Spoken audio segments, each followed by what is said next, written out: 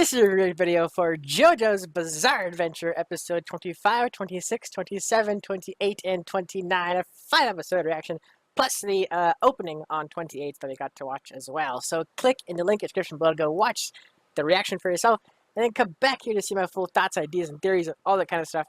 So yeah, click away now or be spoiled as to what happened in these episodes. Okay, so Try, as always, is going to be joining me in this call, chatting and everything in text and such. He says hello. Yeah, I just realized, like, me saying this might seem like you're not actually here. Like, it might come across as you're not actually here, I'm making all this up. Cobra is crazy, yeah. Okay, so, yeah, episode 25. It was actually a pretty good episode. I liked it a lot, and the whole concept behind it. I'm still wondering if the old man is a stand user, or half a stand user, or a ghost, or what have you. I don't know at this point. No idea. But yeah, episode 25 was pretty cool. Seeing how like the almost like a dimensional. It's hard to explain. Dimensional rifts in like reality, if that makes sense. It doesn't, but he takes a picture, and whatever's in that picture is like the ghost's reality, and he can change it and like rip up the picture and like kill everybody in it or whatever. So it's definitely unique and interesting. I don't think I've ever seen something that specific in terms of like powers from like any walks of life, really, like superhero powers or comic books, that kind of thing. I don't think I've seen anything like this specific, like camera dimensional powers, whatever. But it's really cool is how they or how Jojo found out how to save themselves or whatever. He got in. I guess he was waiting for the ghost to get in close, and then he used the camera to take a picture of him when he's like.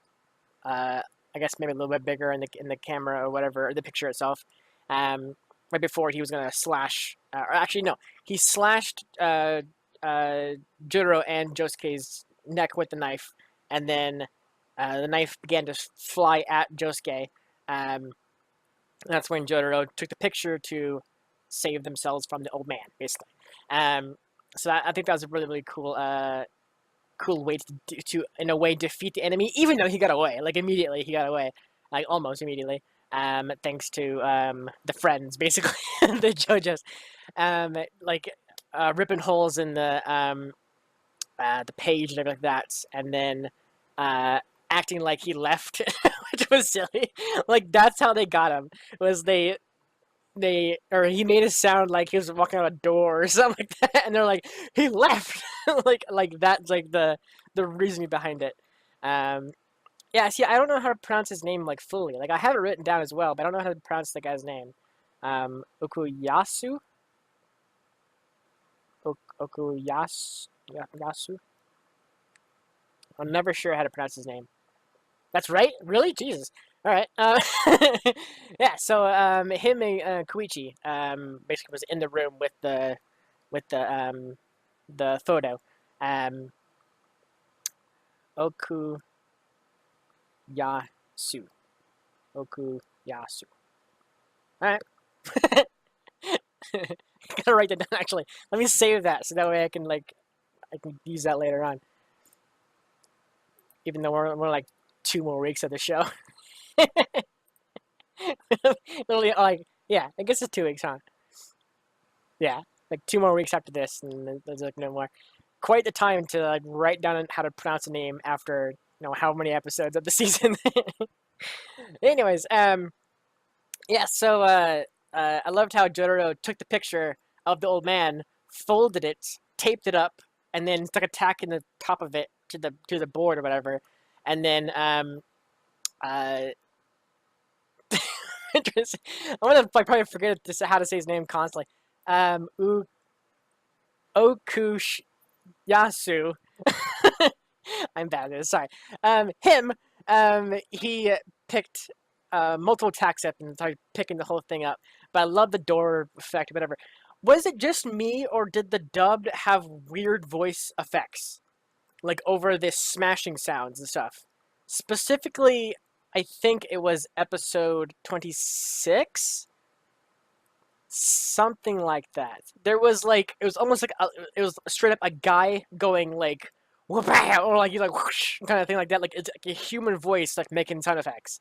It was very strange. I can't remember which episode it was. Um, I'm wondering if it was the dub doing that or if that was the Japanese version of it.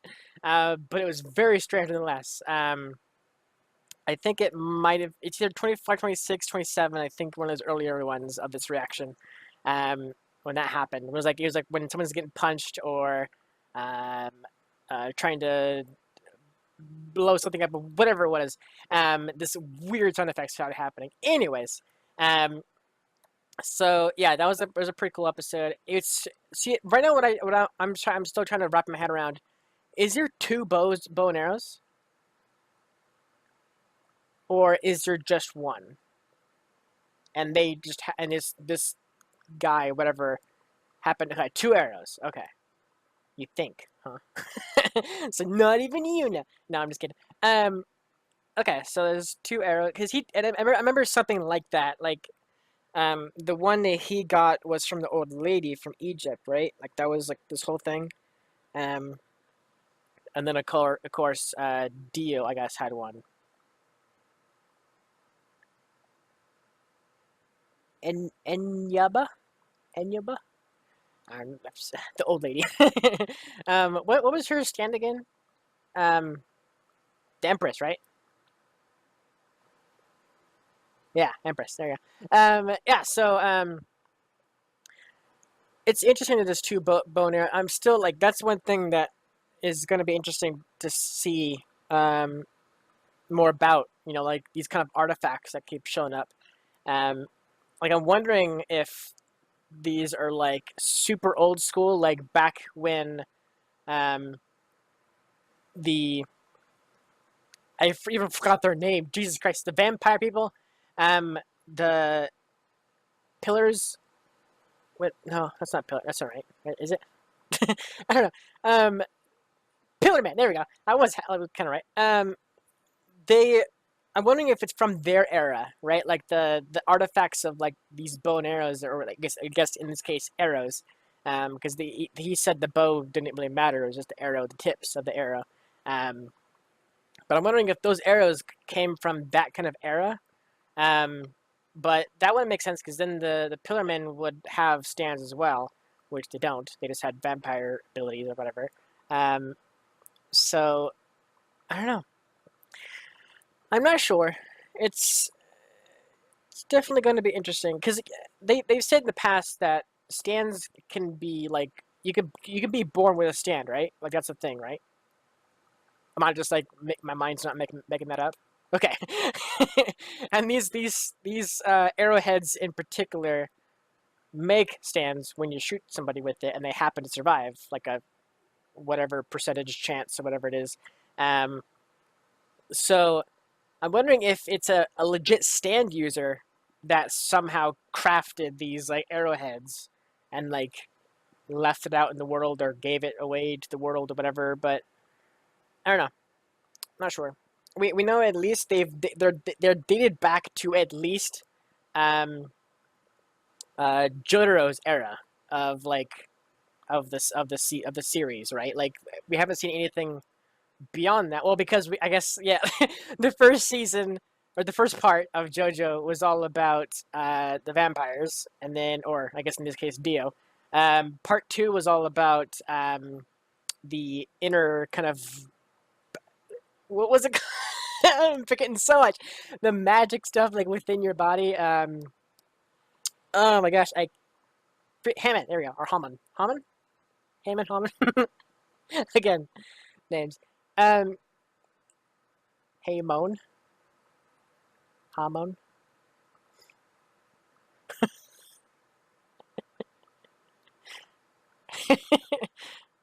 Haman. Yeah. Okay. Or Haman. Haman. Yeah. Ripple. There you go. Just call it Ripple.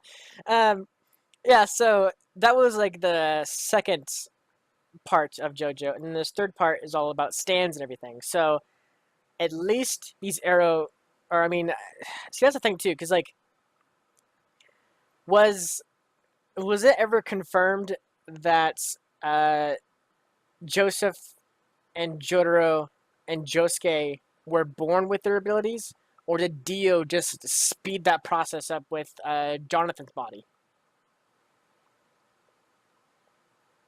Like, do we know for sure, or has it just been like hinted at, like or like just passed over? Oh wait, for trying to type right now. By the way, people are talking.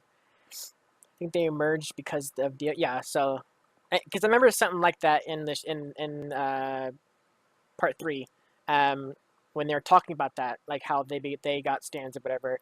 Um, but yeah, it just seems so strange that when Jonathan's body got it, Dio got it, Joseph, Juro, and Josuke all got one kind of thing. Like it's strange. And I know they're linked in some way with like the tattoo and everything, or not tattoo, birthmark, on their shoulder. Um, it still seems very strange that they all got a stand because of Dio kind of thing. But oh well, I guess maybe we'll find out later on how, why, all this kind of stuff. Maybe we'll never know. Who knows? Anyways, it'll be interesting to find out about these artifacts. These like the arrowheads, and how they became to be a thing, and who created them and all this kind of stuff. I hope at some point we get to know that information either by the end of this season or next part or whatever it is, which isn't out yet. But if whatever, who knows? At this point, who knows? I'm not there yet, so I can't say for certain what's next for JoJo after this part. Like I said, I have 2 weeks left of this, so once I get to there, then I'm caught up with the show and I can start theorizing on what might happen next. But yeah. So what happened in the next episode after that? Let's find out. I have my episode pulled up. Oh yeah. So there's okay. Yeah. So the old man took the arrow and he flew away on a bird and went to find more people to stab, basically, with the arrowhead, or like throw the arrow. It's also very interesting to me that the arrow is like picking targets as well. That's one thing that was never mentioned with anybody about the arrow, like the bow and arrow, like it chooses targets for you. I always thought you just chose a target yourself, shot them, and then there's like a half and half chance of them surviving or whatever. But I wonder if that was just because of if it's a half and half. Oh, it is a different arrow. Okay. I can explain it. Yeah. See, I thought for a second that the one brother, what was his, I can't remember his name. The guy with Bad Company. I thought for a second that he was the one picking targets, and the arrow picks up people who could potentially gain stands from it. So the arrow kind of just says this person's like compatible, shoot him kind of thing, and the brother probably ignored him, or not ignored him, ignored the arrow and just shot whoever kind of thing. And that's why it was always like a 50-50 chance, or however many, whatever percentages that they get a stand out of it. That's kind of in my mind what I was just thinking. But I mean, it could be a different arrow kind of thing, where this one's more potent, maybe, or because one of the percentage chance still come into effect, even though it's like a different arrow. That's one thing too. I don't know. All this stuff might not even be in the show. I'm just theorizing at this point, and try sitting here going like, I don't know. But yeah. So he went out to go find some new stand users for his like allies, armies, whatever, to help defend his son. And he shot a kid who is really into rock paper scissors. And it seemed like his stand is like dedicated to that. And he went up to the the comic book manga guy, which I'm waiting for try to type real quick, so because I have a feeling he's gonna type the name of it. The guy Rohan, yeah, there you go. Yeah, he did a really good job at beating the kid. I'm wondering if like is it like straight luck? Like, do we know that for a fact if that was just straight luck, or was it after he won the first time, um, and he got like the 3 wins out of five, or yeah, three out of 5 wins. Did he then use his power on the kid to make it so he'd always win from that point on? Like, is it like, I'm sure it's never explained, but like I'm wondering if that's maybe the case, and like we just kind of get glanced over. But I feel like the show might show us that if that was the case. I don't know. It seemed very lucky, like super ridiculously lucky that he won 3 times in a row, like just shoot, like 1-1-1 kind of thing, and that was it kind of thing. Like that was so strange. Um, but yeah, I did not like the kid one bit. Obviously, he was really annoying, all this kind of stuff. Kept coming back to this guy. As we knew later on, he knew the guy because he's a manga person, a manga writer or artist, whatever we call it. Um, so the kid knew him, and all of a sudden he had like this like grudge for him. But I wonder if the old man kind of helped along with that. I'm not sure. I'm not sure if the old man can. I mean, obviously he can talk to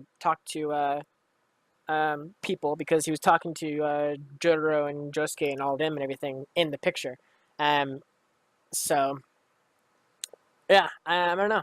I'm not sure how these like new people, how they are getting info on the JoJos and like having to go after them constantly. Like, is it just like an inherent ability? Because I think the old man actually said something like, "One shot with the arrow, they become your allies." So I'm wondering if like once you shoot them with the arrow, they have like almost like an innate like sixth sense. They're like, I have to help this guy or these group of people or whatever. I don't know. I'm sure at some point it was explained, but I don't know. Maybe not. I don't know. Anyway, so that whole episode was crazy, insane, bizarre kind of episode. I didn't really like it too much. I mean, it's informative, but the little kid really ticked me off quite a bit. Constantly ticked me off. So after that, 27. That was the start. Oh no, that was the the alien guy. Um, Tries says, "Darn that kid for existing." Yeah. So yeah, 27 was all about the alien guy. Um, uh, Mickey. Am I getting it right? Is that his name? Can't remember his name. I know it. Actually, doesn't it have the Mickey Taka? Mickey Taka? Um, yeah, the alien guy. So at this point, I'm still questioning, right? Like I have no idea.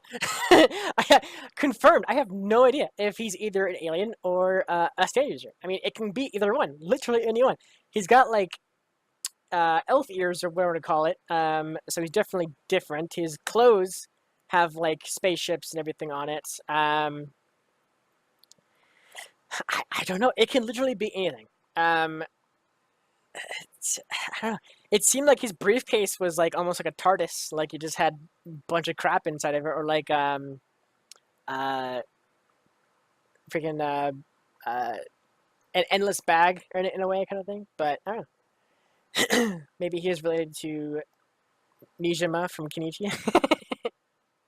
Maybe. Um, that is true. He's the only one in Kenichi that looks like that as well. Um, yeah. So the whole mom thing too. That's another thing too. Like Mickey's mom, or Mickey Taka's mom, when or mom in quotations because we're not really sure. Um, um, they walked up, or Josuke followed, or not followed. He saw Mickey in the distance. Whenever to go talk to him, um, and then that's when Mickey's mom came up and was saying, "Is he spouting all this nonsense about being an alien and all this kind of stuff?" And then she walked away, and then Mickey whispered in Josuke's ear, saying, "I mind controlled her to make her think she's my mom and all this kind of stuff," which is like if he's an alien, that makes sense. If he's a stand user, I don't know. Like, I don't know. At this point, he seems like a good guy. Um, and there's a whole thing about the whole stands attract whole deal. So I mean, it stands, no pun intended, but it stands to reason that if this guy is a stand, he was drawn to the city because the city's like big on stand users. Um, so I mean, they did say they moved from a different city because their last school had a lot of problems with him being an alien and all this kind of stuff. So I'm wondering if it is a stand user, or if he is a stand user, and all that is true, then it makes sense because stand users are attracted to the city. If he's an alien, I mean, it also makes sense because he wants to blend in and have like a mom figure to blend into the rest of the people. So makes sense to mind control, mind swap, mind whatever, brainwash a lady to, you know, have a family on Earth. Um, but I don't know. I mean, the arrow hit him too. I don't know why the arrow deflected on him too. That was a big thing too. Did the arrow turn him into this stand user? But that wouldn't make sense because the mom said the last place they were at, um, they had to leave because of all this alien stuff. So I don't know. At this point, I don't know. And then yeah, I tried some picture of it in the, I'm guessing the manga, right? Mickey eating the tissues in the manga. That's freaking great. Yeah, I don't know. I don't know. Has it been confirmed in the show yet? Try just say like yes or no. Has it been confirmed? Perhaps. Gosh. All right. Perhaps. I mean that doesn't help. Obviously that doesn't help. That's why I said say yes or no kind of thing. Perhaps is like a maybe-ish scenario. So I'm okay with that. Um, but I don't know. It can literally be anyone. Like, but like this. See, that's the thing with most shows that do alien stuff, right? Like, if there's, it's so strange to all of a sudden just boom, there's an alien in a show, right? Like, I mean, it's so strange. Like, we never saw a crash landing or any kind of thing like that, and I don't know his attire and everything, his like the alien spaceships on his clothes and everything. Um, the mom saying past school had problems with the same kind of stuff. I don't know. I I know he seems like a good guy. That's all we know so far. He seems like a good guy. He seems to be like playing around and everything with Josuke and everything, and uh, um, well, I mean, he was only doing that for Josuke. Actually, I was gonna say he was a friend to the manga guy too as well, but not really. Yeah, either an alien or the biggest troll ever is what Tri said. Um, but I'm actually looking at his stand profile right here on the actual episode, and his little character wheel thing for his Terra Ventus thing, whatever. He actually has a 0 mark on one of his sides, which I'm not sure which one it is because this dub doesn't have the thing on it. Um, but he's got a couple like a 3 4 C's, and then he's got an A, but then the other one's like a 0, like it's nothing. There's like nothing on one side. Um, so that makes me wonder too if is this stand like I don't know. Um, I don't know. At this point, I don't know. Even this title card thing for Mickey, it says stand user question mark. It's like not even the freaking episode knows what he is. Um, so I don't know. I do like Mickey a lot. He's pretty interesting. I do love those kind of like wacky kind of characters that like don't seem human sort of thing. Like it's always really interesting just to have them play into the show and everything. Um, you know, either just like being a bad guy or just to be like a character in the show kind of thing. It's always really fun for me to see like alien-esque people kind of thing, if that makes sense.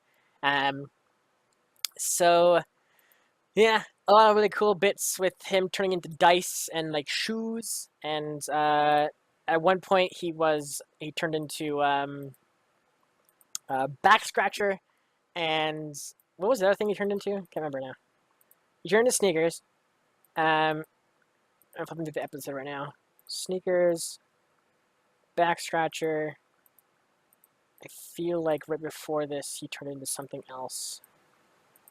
No, I guess that's it. Oh, the big dice too. Yeah, I guess that's. Well, I mean that's kind of the same thing as dice, but like he turned the big dice and then he shrunk down. I love Josuke's kind of plot about how he went to go get money from the manga guy, and he said he went behind the house and changed up the dice before even going to the front door to talk with him, which was really like smart on his part, but also Mickey not being as smart or not knowing what happens in the game and giving triple sixes, 3 times. Was it yeah, six 3 times in a row pretty much. And then giving the other guy like ones, twos, threes, and fours kind of thing. That was really like interesting a little bit. I like how they had to call in the one guy with the locks as a stand. I like how they had to call the manga called in him for help as an intermediary kind of like judge bit person kind of thing. But yeah, it was a really fun episode for sure because like it's like a new character and we got to kind of see a little bit more hijinks, I guess you would say. But yeah, so the next couple episodes, 28, 29, were all about the what's the biker guy, I guess we could call him, right? Highway Star. Yeah, he was a. I know he's a biker, but I'm like wondering if like is he a biker of just four? Like his gang is like 4 people because the girls had tattoos on him, right? I believe the girls had like an arm tattoo of like I don't see a symbol at all, but the girls had some kind of blue tattoo on their shoulder, um, and then he had tattoos all over the place, basically being a biker and everything. I'm wondering if his like gang is just those 4, or does he have more kind of thing? I don't know.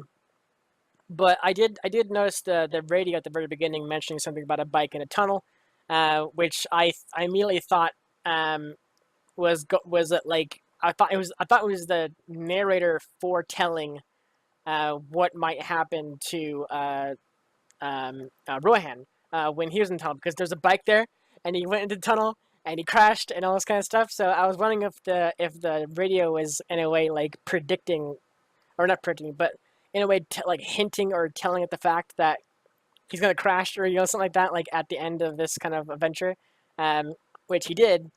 And then Jojo got like flung all the way back to the bike, which I thought he was gonna get pinned for crashing, but he didn't. He brought it back up and left again. And as we know now, the radio was talking about the biker guy who is in the hospital. So yeah, it was an interesting episode for sure. It was very strange and weird to have Rohan like almost like see the killer guy.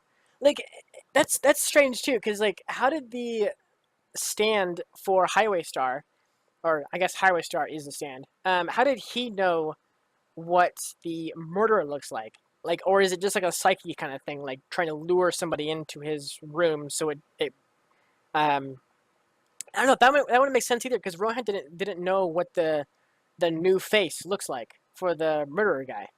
Um, he didn't see him at all, so it's strange to have him see his face, right? Like that's super freaking strange. Um, I don't know. I did see when Rohan was taking pictures at the train station. I think 27 or 28. I can't remember which episode it was. The list of businessmen that he was taking pictures of. I did notice the murderer guy was in that picture at the very bottom right of one of the pages. So I did notice that, but obviously Rohan wouldn't know that. It's very very interesting to see like the character's point of view on these certain things, But yeah, it was a pretty cool group of episodes. I did really love uh, the episode after that, 29. Um, Mostly for the sheer fact that Koichi's version 3 or crap, what was it called again? I can't remember what it was. Act 3, there you go. I always forget it's acts, like a comic book or whatever like that. Okay, yeah, so Act 3. I loved how Koichi's Act 3 was like going ham on this girl. Like I can't remember exactly what he said. Let me see if I can find it again. I have to jump back here a little bit to see what he said. I have it pulled up on my uh page here. Okay, master, let's kill the hoe. Kill the hoe. And then he says "be" or I guess it's like bitch, but like it's like biatch or something like that. Or like I don't know. Um, okay, yeah. Thank you for this actually, because I did want to know about this. Yeah, so Act 1, the sound of words. Act 2, the meaning of words, and 3, the weight of words. That's interesting because I always thought it was Act 3 was, well, we saw Act 3 punch multiple times, and then it took a little bit for the sound to like amplify or turn on, kind of thing.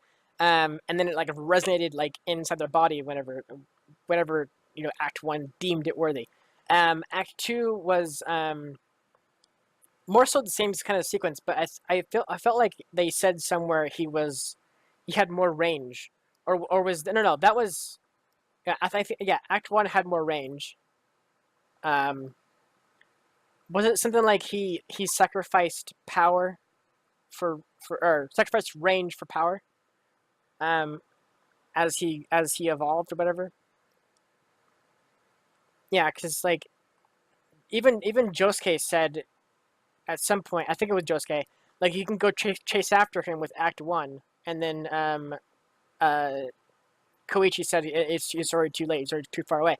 So I'm wondering if Act 1 is the longest distance, and then as you go down or up, I guess in this case, Act 2 and Act 3, they get less and less range, kind of thing. So yeah, so from my like understanding of it before, instead of like reading that now, my understanding was that like yeah, my voice starting to go out. Um, I felt like Act 2 was all about or had more power than Act 1. Um, and there's something else with Act 2 that I can't remember. Um, I guess it's just more power, right? Like to his attacks, kind of thing. Um, but it makes sense now that you said that, like the meaning of words, kind of thing.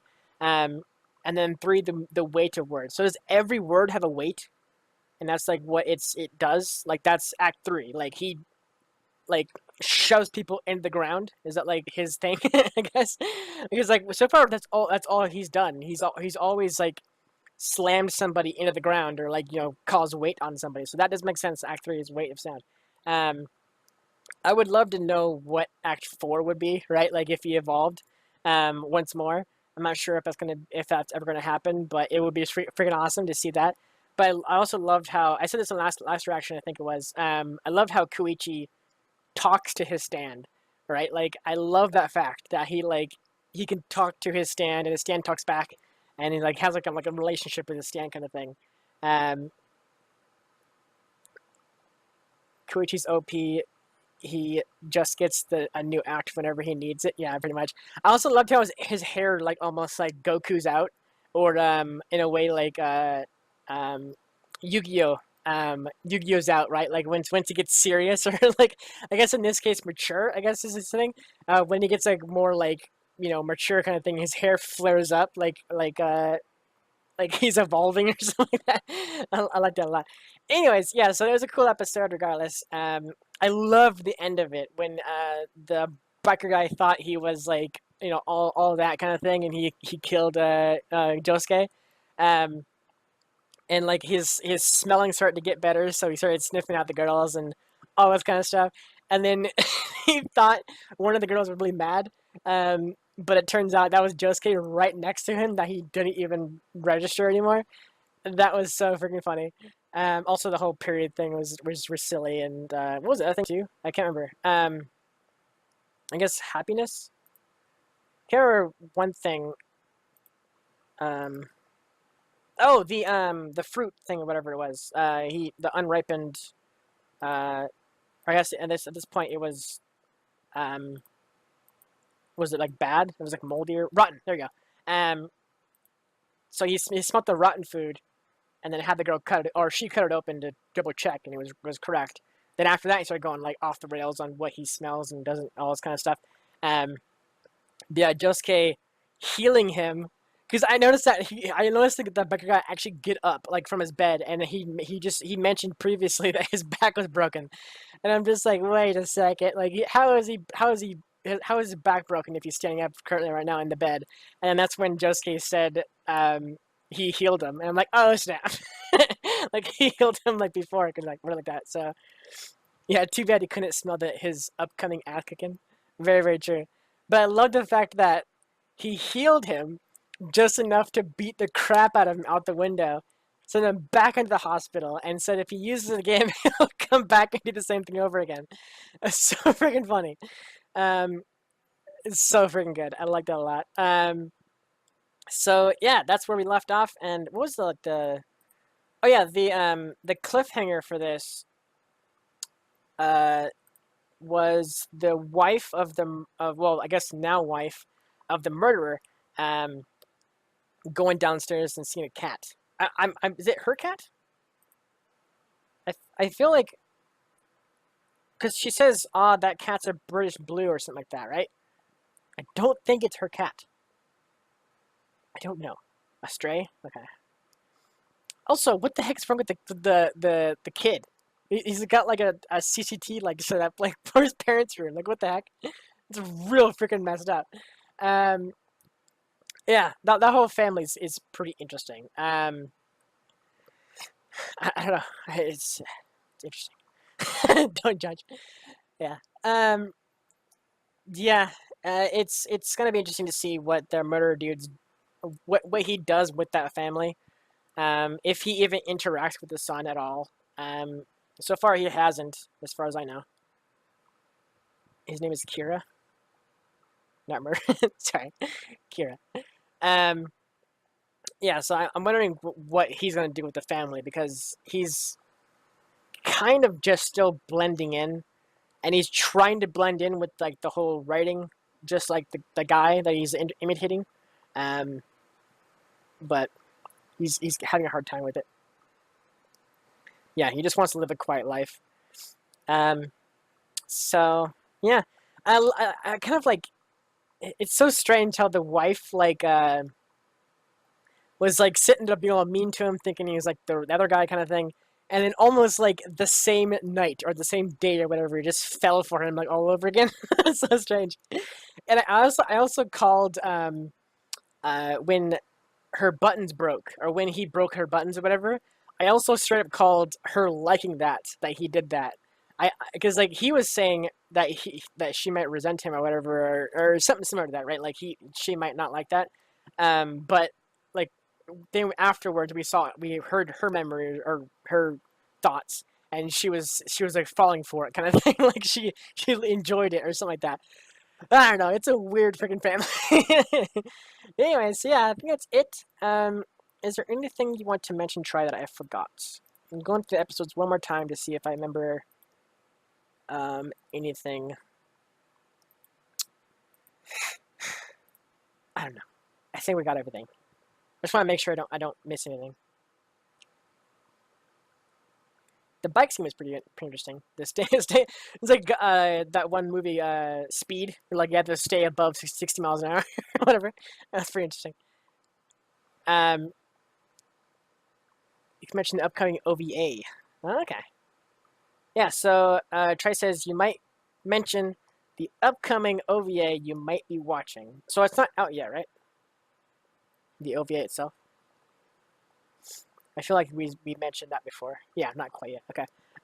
Yeah. So the OVA is not out yet. And we're I mean, there's no real ET on it, right? It's just like soon, kind of thing.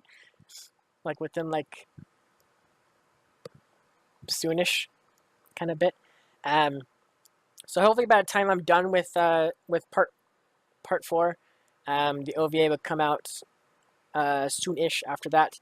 I will probably do a separate video as like a bonus for Monday, Friday, whenever it comes out.